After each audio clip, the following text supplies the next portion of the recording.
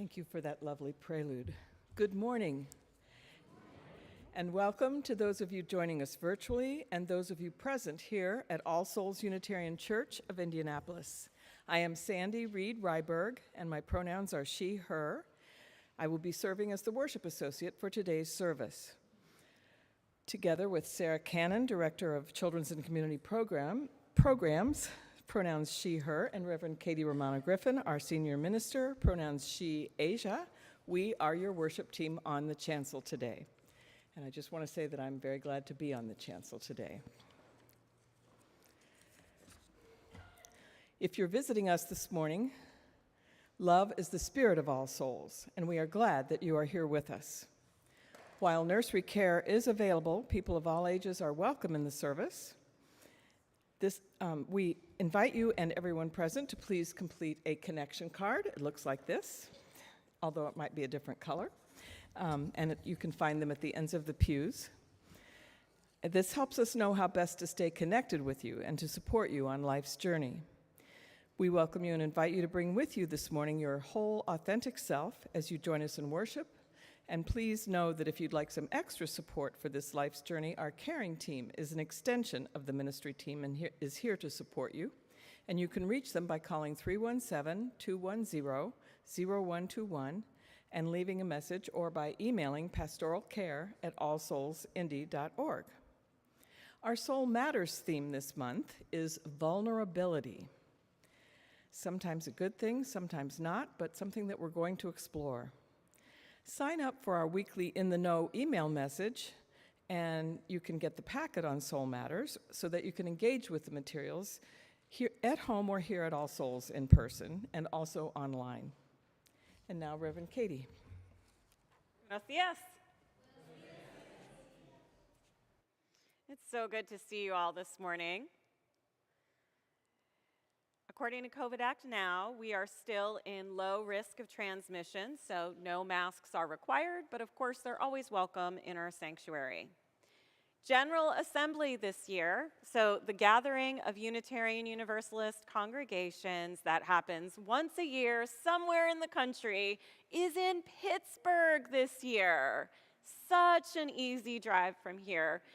We missed early registration, but you can still register, and Helen Dwyer is your point of contact. We do have some scholarships available, and there are also monies often available through the UUA for youth, particularly BIPOC youth. So if you have any questions about scholarships, see me. Otherwise, see Helen. After the service in the BD room, I hope you'll join Diane Kennedy and I for an end-of-life planning discussion. Grab some cake first, thank you to the Channing Club, or maybe some fruit, thank you Diane Kennedy, some coffee because it's Sunday, and come on up. Next Sunday, March 12th, the Bloodmobile is back. Donating blood saves lives, so please sign up in Harris Hall after the service so that you can be a part of donating blood. Today we're going to celebrate and support the work of Freedom School as we acknowledge our changing relationship. Throughout our service, we'll talk a little bit more about what it might mean to support Freedom School while not being a host site. And please know that their physical address will remain at All Souls. Now, if you wouldn't mind giving a warm All Souls welcome to Katie Lassane, who's joining us on the cello today.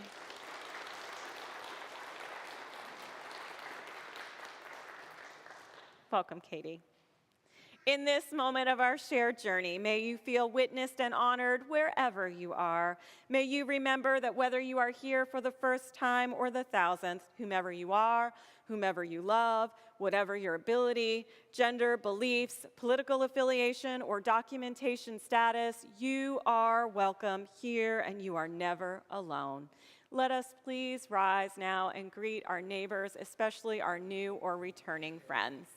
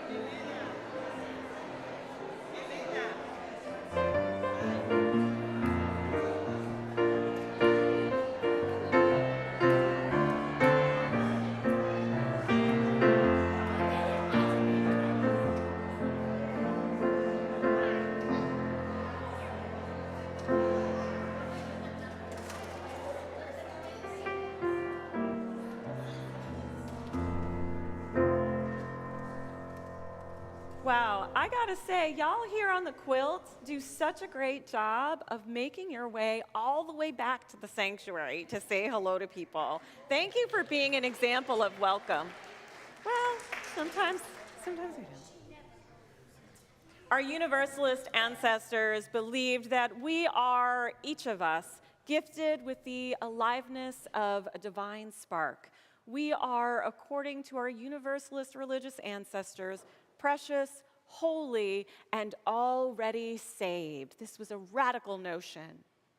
Now, our humanist ancestors, they crafted the words that we all have inherent worth and dignity, also radical. And from our UU, Black, Indigenous, and people of color cohorts, specifically Paula Cole Jones, the eighth principle calls us to dismantle systems of oppression within ourselves and others, and in all that we see and experience in our lives. Also, radical. You sense a trend? To bring these truths that are spiritual and intellectual into action is our call. So let us enter this space of deeper exploration of our personal lives and our religious lives, our UU past, present, and future. Come, let us question, let us remember, let us dream, and let us worship.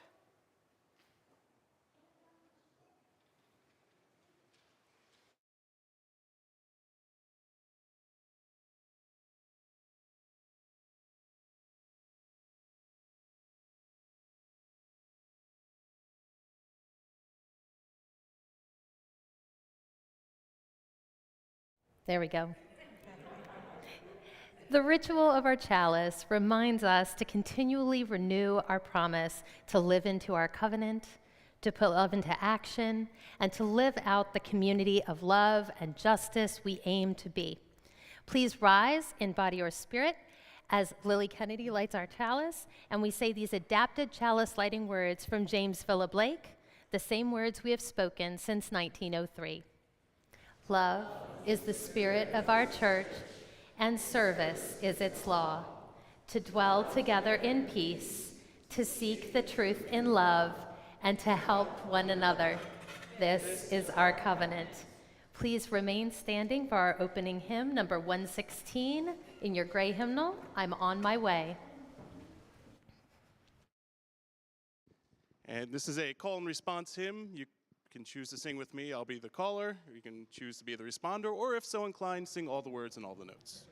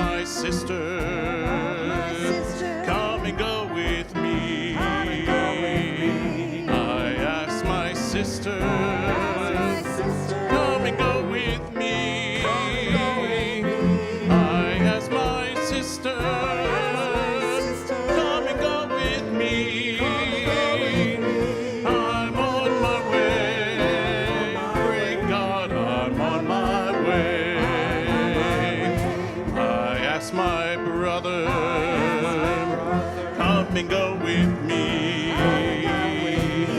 I asked my brother,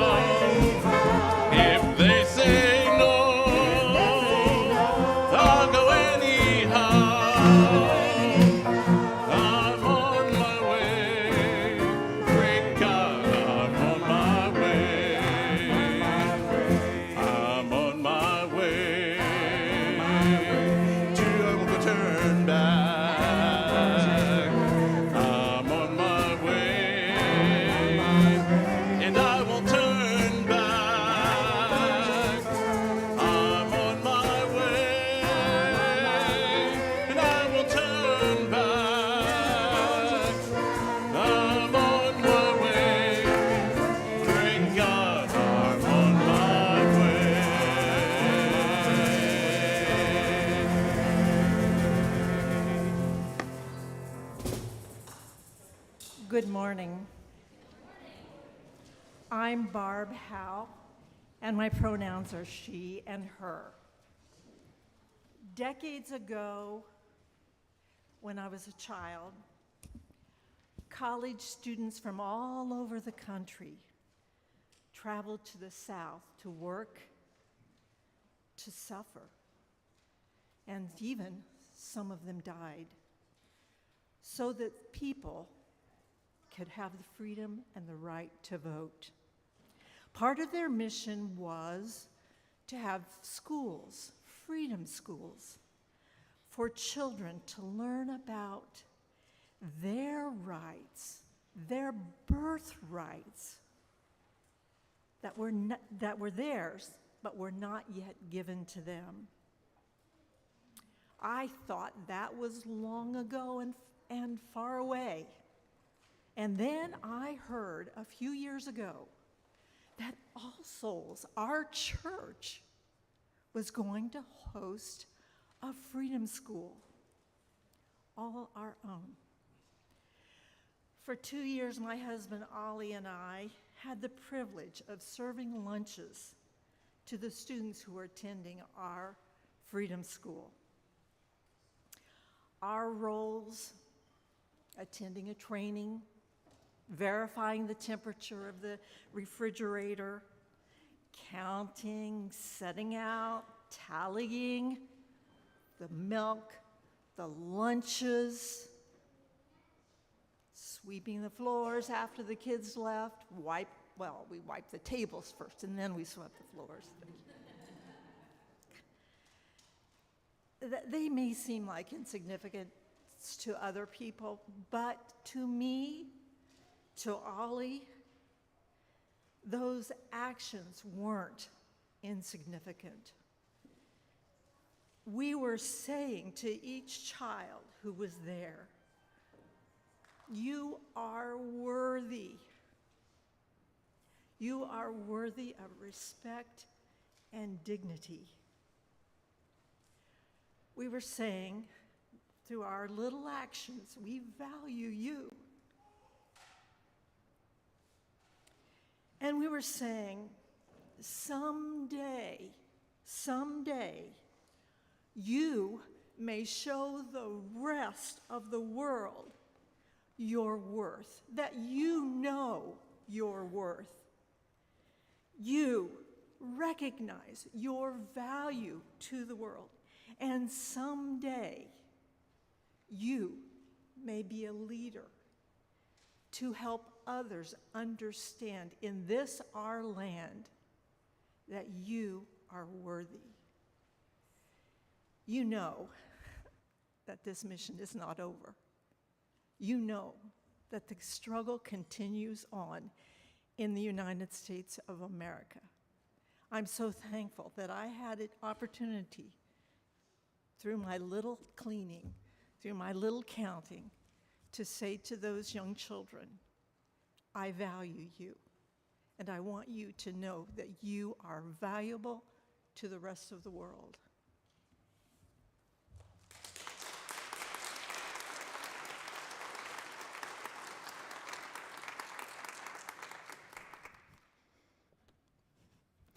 Yeah, let me tell you something. It's not little, is it? Those tasks aren't little. Yeah, I love Barb. Seriously, she's made me cry tears of universalist joy twice already this week, and I'm going on 3. Seriously, she just spoke so beautifully just now about what it means to have a servant's heart. Anti-oppression work does not always look like leading. In fact, for most of the people in this room, it probably shouldn't look like leading. Sometimes it looks like doing the humblest tasks with gladness inside us. It looks like supporting and lifting up the work of others who might still be in the caterpillar stage of leadership development with the same trust that we would give a more experienced leader. And we also know that leaders don't have to be older adults, do they? I want to hear from the peanut gallery over here. Do leaders have to be grown-ups? No, absolutely not.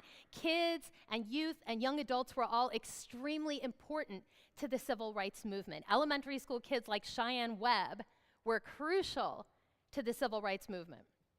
Now, I've shared in past Chalice pages and Times for All Ages about SNCC. This is their symbol. You guys remember SNCC?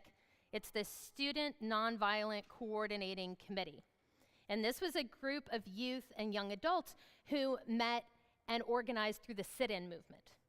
So if you haven't heard about sit-ins yet, let me give you just a quick explanation. There were a lot of stores and restaurants in the 1950s and 60s and before that either didn't serve black people at all or didn't allow them to sit where white people sat. So in February of 1960, 4 black college students sat down at a lunch counter in a Woolworth store in Greensboro, North Carolina, and they asked to be served. And they knew what would happen. So as they expected, the store employees said no.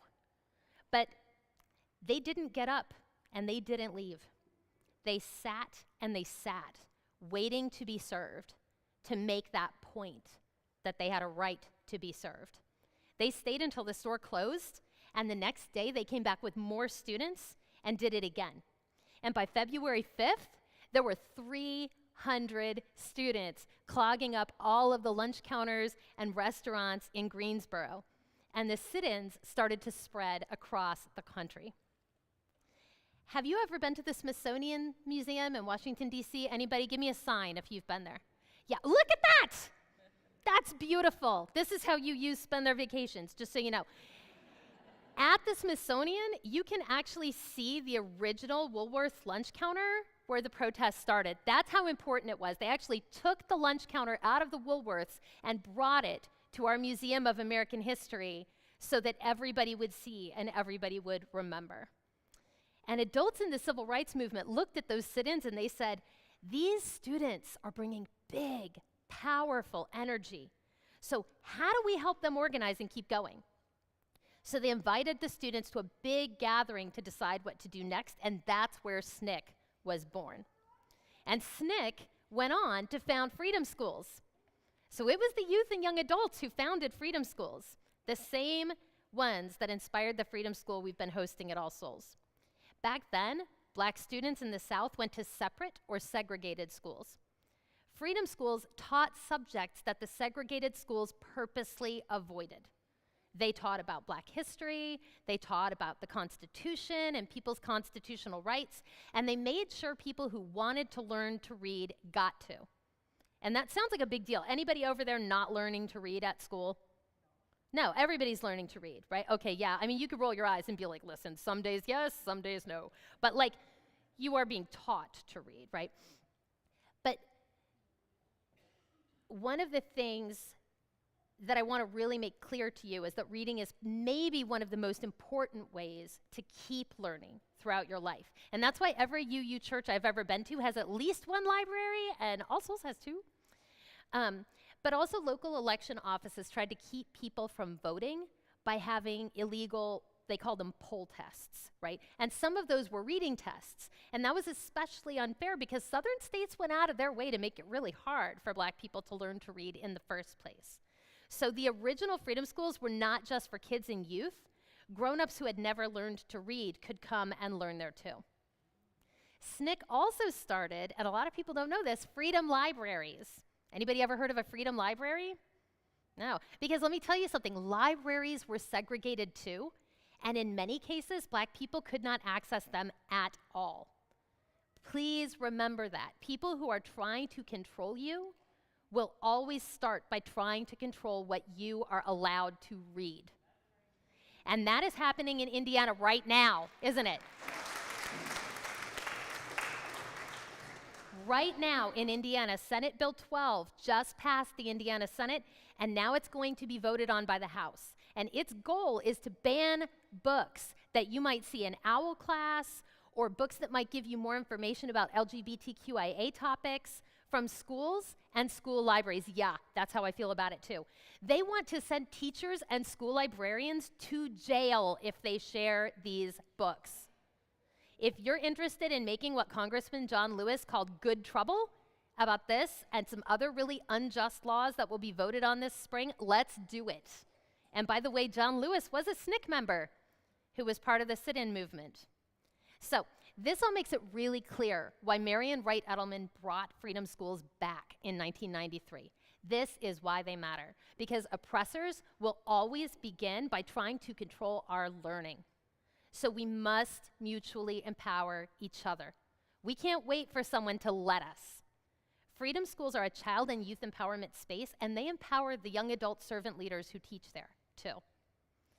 So I encourage us all to read the books freedom scholars are reading, and to do anti-racism and anti-oppression learning together, and to read banned books. I will always make sure you have banned books here no matter what your school library does.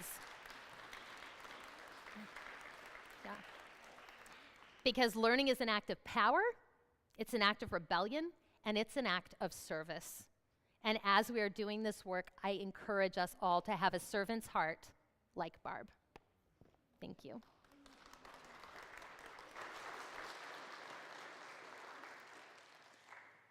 Thank you, Sarah. I feel like I want a big street side banner now on 56 that says, "We have banned books."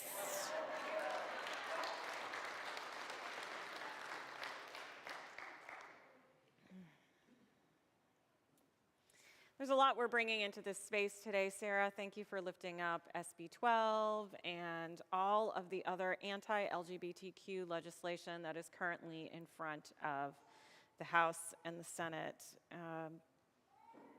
These are scary times. And we have to remember that new Jim Crow laws continue to make it increasingly difficult for people of color to vote. There's much to do. We also hold in this space another wave of grief for some as we prepare to remember Milton Parks, the former sexton of All Souls, at his celebration of life on March 11th at 3 p.m. His family has asked that if you have a sporty or antique, fanciest car, that you drive it to the service in Milton's memory. I guess Milton was a car guy. That's what his grandson said, so yeah, Sandy confirms. Please also hold Cece and Bruce Russell Jane in your prayers as they mourn the loss of Bruce's sister, Linda.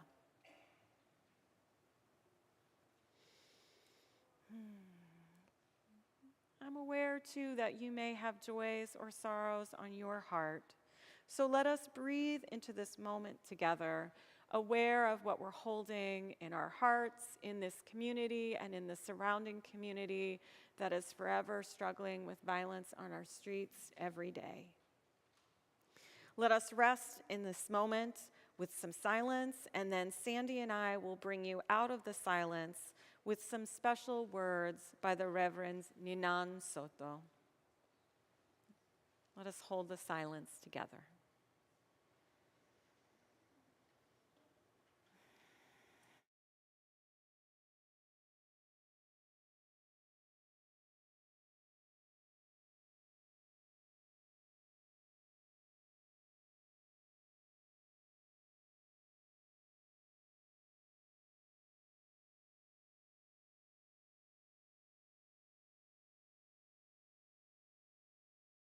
You.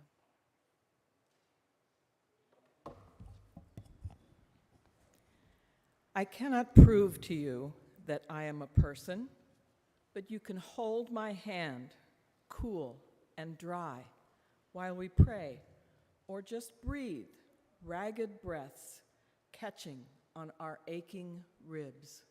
I cannot prove to you that brown skin is holy, that black skin is sacred, but you can know it, luminous and irrepressible, the tabernacle of your own liberation. I cannot even prove to you that every queer body, every trans and NB body, every ace and bisexual body sings back to the universe its immense generative power of yes. I cannot prove to you with quadratic certainty that a disabled body holds a story of wisdom beyond perfection, like a red sun emerging behind a cloud of dust. So the answers that I have for a country hacking up a death rattle and a democracy with a wheezing, waxy pallor are about our courage to love. Our desperation, not only for survival, but also to tread above the worst of our collective nature and to get each other free, unashamed that there came a day when we were willing to risk looking foolish to simply stay together and alive. Please rise in body or spirit as we sing together, I Need You to Survive. You should have a small handout with the lyrics. If not, it's an easy one, and I promise you'll catch on.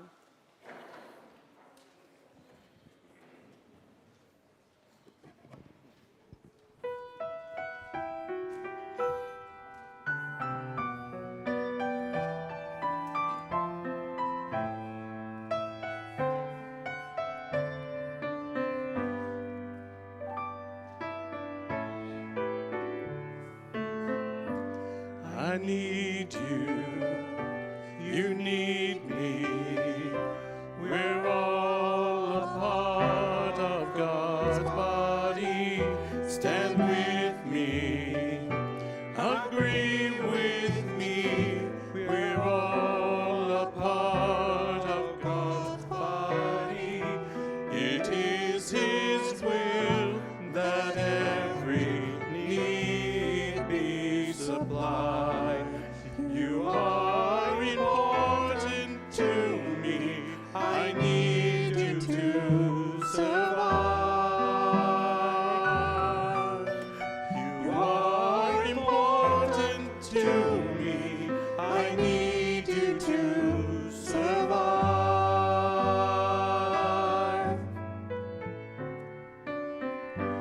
I need you. You need me. We're all a part of God's body. Stand with me, agree with me. We're all a part of God's body. It is His will that every need be supplied. You are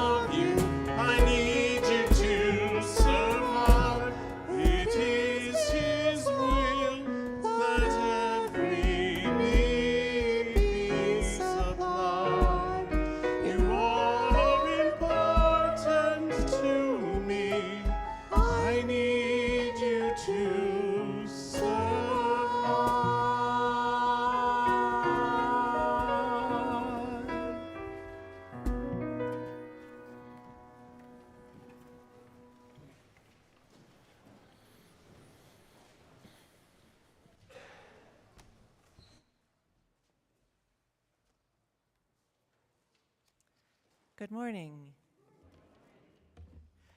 I'm Jenny Umibi, and my pronouns are she, her, and I want to thank Barb for her very eloquent words. Mine are not quite as eloquent. I have volunteered with the Freedom School every summer it's met at All Souls, although some summers more than others, as have a number of All Souls members. And I want to give a special shout out to Marianne Matthews, who worked so hard the first year getting everything up and going.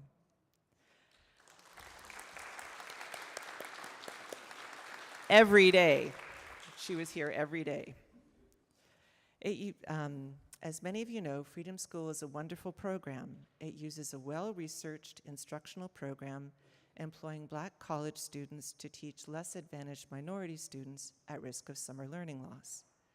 Not only do they learn to do better academically, they do so in a supportive and proud learning environment. I especially enjoyed the years when we served breakfast as well as lunch, and I got to be present for Harambe, their morning opening.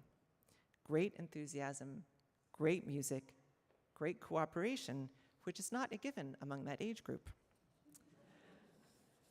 I know many of you attended the services at the end of the summer when Freedom School scholars would do a presentation for their families of what they'd done that summer, and the joy was infectious. It was a treat to see some of the same students return year after year, growing up and maturing. It is wonderful to be hosting the East Coast Migrant Head Start program, and understandable that we can't host both them and the Freedom School. We should all be proud, though, of what we helped them Freedom School accomplish here. It really was a great deal.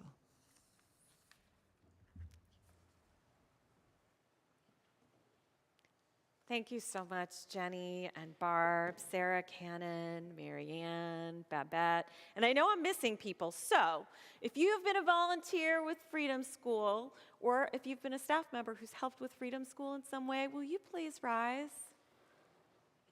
And if you've supported Freedom School by giving a donation, can you please rise in body or spirit? And children, youth, young adults, you've given your space to Freedom School over the summer, so can you please rise? And let's give each other a hand of gratitude. It's a lot of people.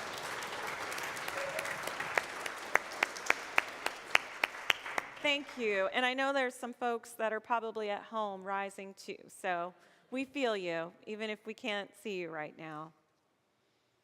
We have so much to celebrate from our relationship with Freedom School, a relationship which is changing, but it's still strong. We were the first site in Indianapolis for the newly revived Freedom School. That's a big deal. Yeah. And we really want to preserve that connection. So we're going to remain a physical address for Freedom School. So you're going to see Ryan Reese or maybe Clifton or someone else from Freedom School from time to time coming in to check their mail. So say howdy. We're also going to support with Share the Plates. So we have a Share the Plate today, we have a Share the Plate next Sunday, which is kind of like tomorrow for a minister. We very much still believe in the mission and the ministry of Freedom School. And we also recognize that all relationships change over time. All of us change. It's true in human relationships, and it's true in our relationships with organizations. When we first began our work with Freedom School, we weren't also hosting a preschool in our building. Because of the world we live in now, we have to think about extra things like, how are we keeping everyone in the building safe? And how are we keeping folks safe when they're outside of the building? And it became clear in our conversations reviewing last year with Freedom School and with East Coast Migrant Head Start program that as a site, we're actually not able to safely provide space for both programs at the same time, for them to coexist over the summer. So we had some really hard, really beautiful conversations that I hope are going to deepen our relationship over time. And I also put an ask out to Freedom School to see if they can let us know if some of the other sites need volunteers, because I know we've got people who are ready to serve, because we care about the work of Freedom School. Am I right? I'm also present that there's grief here and there's loss associated with this change.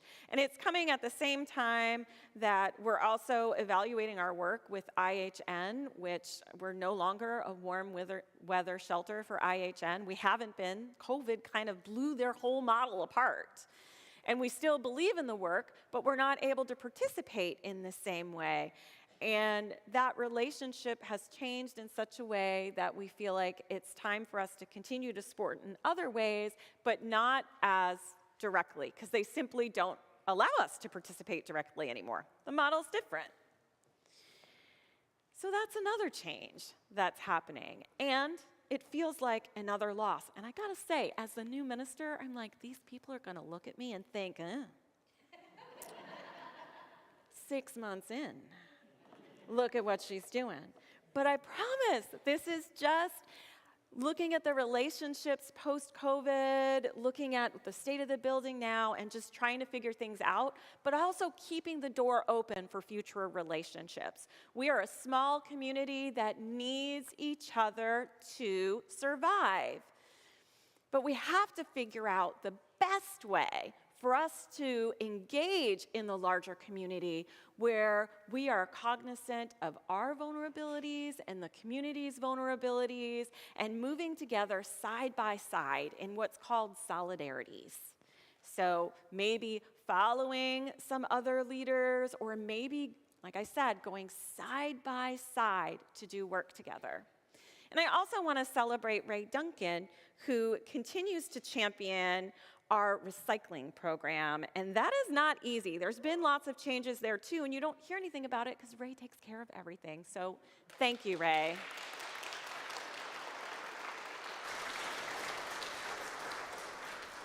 I also want to thank the IHN team. So folks, can you please rise so we can say thank you for continuing this work this year and all the years you've been doing it.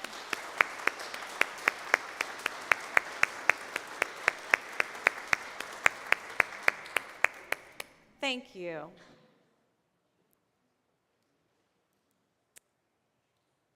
Sarah said something really important earlier. She talked about oppressors always willing to kind of vie for control by controlling what we read, trying to manipulate our education. And that's one of the reasons why Freedom School is so important. We all know what's happening in Florida, right? You can't talk about African American studies. So they've come for the rights of people with uteruses. They're coming for the rights of the LGBTQ community and continuing to attack Black people in America. And boy, do I dislike using they, them language in this instance. When we're talking about somebody's pronouns, it's one thing. But there is a very small percentage of the population that, if we were to follow Valerie Kaur's model, they are opponents, whose stories we desperately need to hear and let into our hearts so that we can affect change. And then there's also people who aren't our opponents, who desperately need us to hear their stories or to share our stories so that we can build those stronger solidarities across vulnerabilities to create change. I know it's a lot of words. I'm still a UU minister. I try, but semicolons, they teach us that we must love them in seminary. Now, the eighth principle, it calls us to dismantle systems of oppression within ourselves and society at large. And I hope that we find a way to continue to support Freedom School for a long time, because it's one of the ways that we've lived into that work. So has IHN. The question is, what's next for us, and how do we decide what to do? This is where being a data nerd is helpful. On March 27th at 7 p.m., we're welcoming a church growth expert. Her name is Mary Francis, and she's with the company FaithX. She's going to have a 7 p.m. Zoom session with leadership. And by leadership, I mean if you are a lay leader, which we all are according to our polity, 1648, booyah, right? We're all lay leaders. You are welcome to be on that call to hear a little bit about what the data might be saying about our immediate area. So when we think about being this place where love is our spirit and our service is our law, what we need is a clear purpose that meets the needs of neighbors that are within a 5 and 15-minute drive of the congregation, as well as the members who are currently in the congregation. Because, y'all, if you live farther than 15 minutes, we still love you, and we still want to meet your needs. But we know from a growth perspective and also a missional perspective that 5 to 15-minute drive is most important and most critical for creating change, for creating those solidarities that help us live into our mission, vision, and values. So just curious, how many of us live within 5 minutes? Nancy Bainey, I know for sure. Okay, a few folks, cool. How about 15? All right. 20? Few folks. 30 minutes? More than 30. All right. So this is awesome. We're actually doing really, really well. Thank you all. Okay. And thanks to all of you who drive really far to get here. And I also recognize the opportunity to pull from the neighborhood around us. And can I just say this out loud? I love our UUI siblings. I am grateful for the work that our UUI siblings have done to strengthen Unitarian Universalism in Indianapolis. I am sad that Reverend Jamie Hinson Rieger is leaving this year because we had big plans of working together. And also, it burns my biscuits when I say that I'm a Unitarian Universalist minister and folks are like, oh, you're with UUI, how's Jamie? And I'm like, no, I'm at All Souls, All Souls. I love UUI, but I'm at All Souls. So based on some of the data, I took a sneak peek. Here's what I've gleaned, some facts that I want to share with you. People within this 15-minute drive are tech savvy. They prefer YouTube, Facebook, and Twitter. They do not have good midweek availability. So Wednesday, Thursday night programming isn't going to work unless there is food and childcare. So we need to think about those things when we're scheduling programming. They are strongly liberal. 2/3 have an associate's degree or above. 61% are religiously unaffiliated. They need us to survive, right?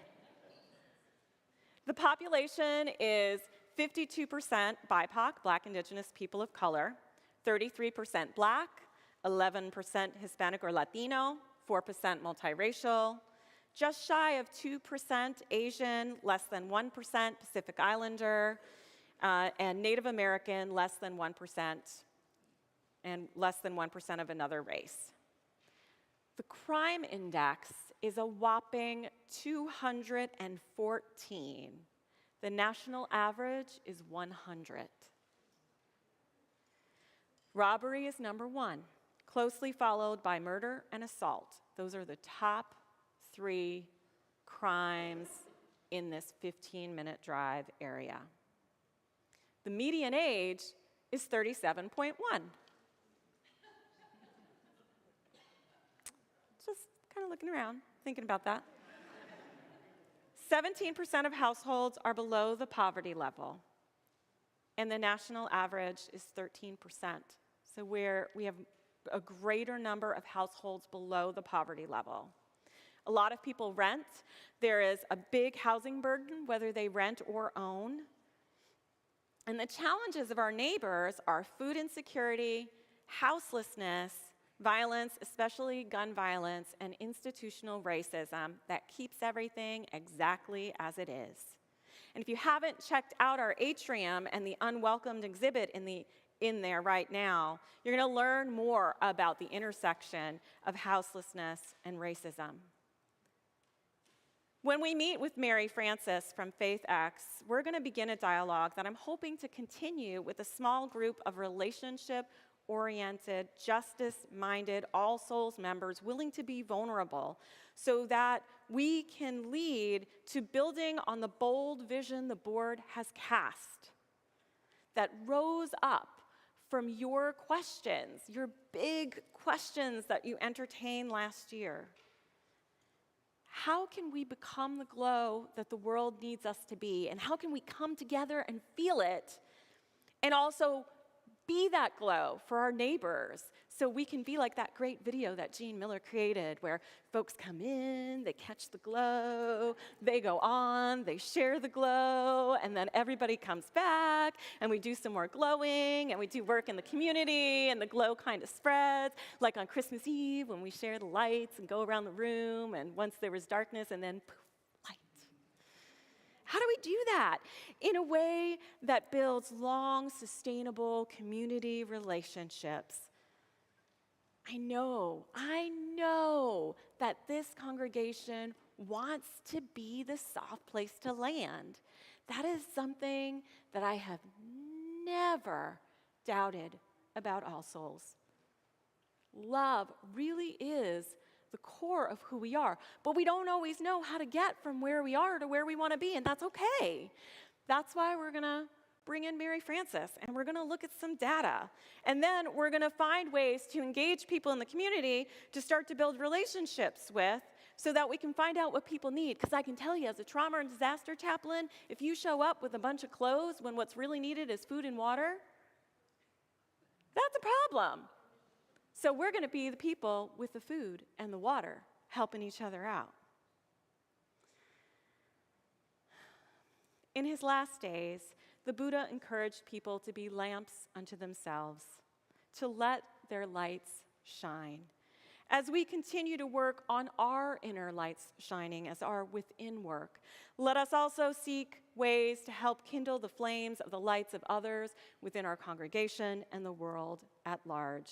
Together, may we burn away systems of oppression that act as bushels that seek to smother the light of so many of our kin. May it be so. Amen, and blessed be.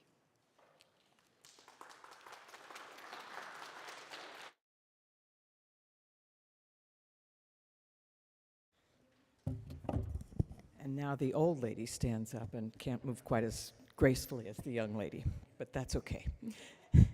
Each week we gather together to align our giving with our values.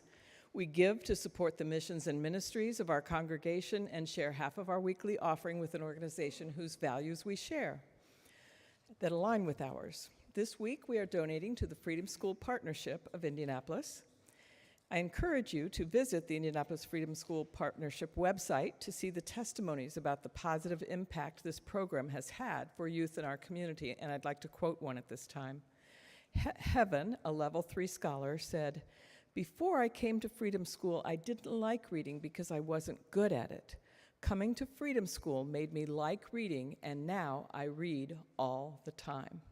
Would that every child could say that. To contribute today, you can give cash or a check into the collection plate that will be coming around, or if you're online, you can go to allsoulsindy.org, where you will find a link that says Give to All Souls here on the left-hand side. It's beneath the description of today's service. Please indicate for us if your gift is a pledge payment or if it is for the Share the Plate, if you're paying online or using a check. Thank you for your generosity in supporting the mission of All Souls and for your continued love for one another and for this world. Please take this moment to make your gift, and the morning offering may now be given and gratefully received.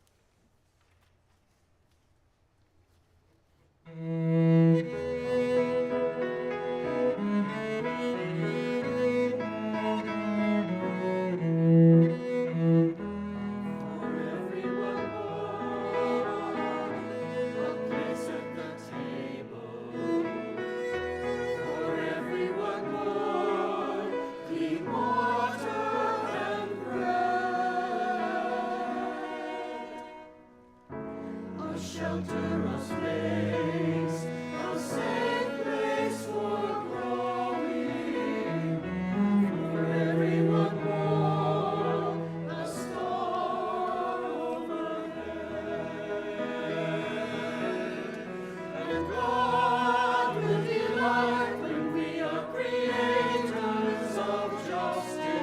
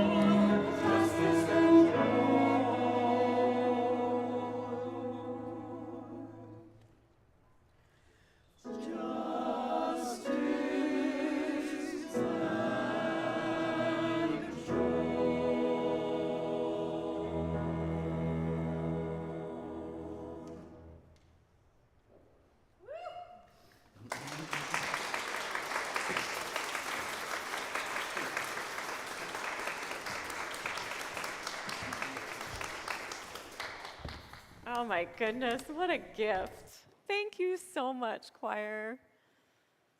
Liz, Katie, Gabe, gosh. Now that our hearts are full, let us go forth as radicals who read the banned books and distribute them. Let us preach with our actions of the good word of justice, equity, compassion, and the inherent worth of all.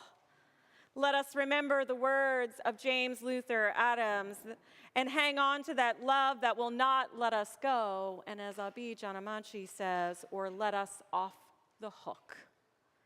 Let us shine our lights, beginning now, as we rise in body or spirit and sing together hymn number 68 from Las Voces del Camino, our purple hymnals. You don't have it yet, but it's coming to a sanctuary near you next fiscal year. You can also look at the order of celebration because hymn number 118, This Little Light of Mine, has the translations from hymn number 68 there. So let's let our light shine.